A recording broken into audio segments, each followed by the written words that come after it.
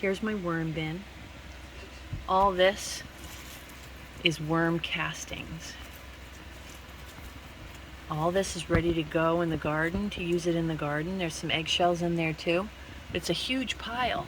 It's hard to see, but the bin is pretty tall. And what I've done now is I'm starting a new section, and I'm layering cardboard and chopped up watermelon rind. They love watermelon rind. It's one of their favorite foods. I always have a fan going. That's my garlic drying up there. You can see parts of the garlic, but I always have a fan going. There are holes all in this worm bin, top, bottom, sides. There's another container top on the bottom to catch any liquid.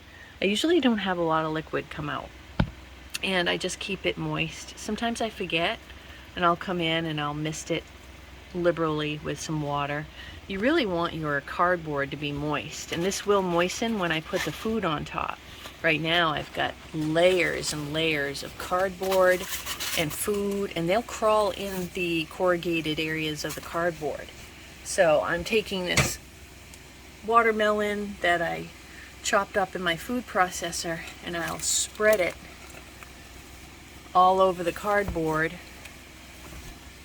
and then they'll start eating it. And what's cool about this technique, it's like a migration technique to get your worm castings separated from the worms, is all the worms here on this side will migrate to this side. Years ago we did a really cool video, my daughter's in it, and I'll post the link in the comments, but essentially you're enticing the worms to go to one side of the bin, and then they'll leave the side that has all the castings, and you get to take the castings and put them in your garden to add nutrients, micronutrients mostly, to your garden. And this stuff is amazing. It helps retain water, it gives your plants nutrients, it allows them to be healthier and to resist pests, all that good stuff. It does not stink.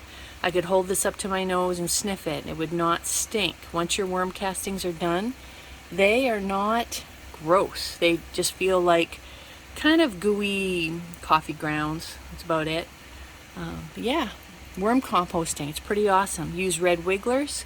You can get them online. You can have them delivered to your house. You just need a small handful to get started. You don't need big worms. You don't need a large amount of worms, and they will start to multiply before you know it. I started out with worms maybe 12 years ago. I can't remember, maybe more. And then I gradually just kept making worm bins, and I gave some away to kids. I gave them away at school for prizes for their walkathons and their different events. Kids love this. It's easy to do. I have a guide on my website. You can purchase for I think $1 or $2.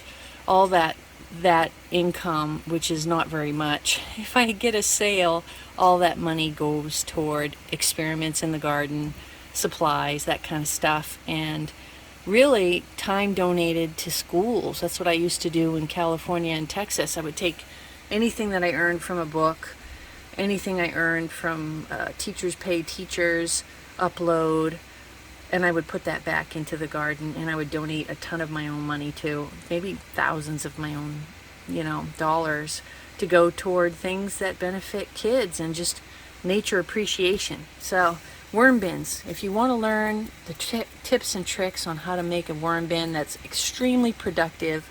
I mean, my hand is going down into this stuff. It's probably up to my elbow, this pile right here.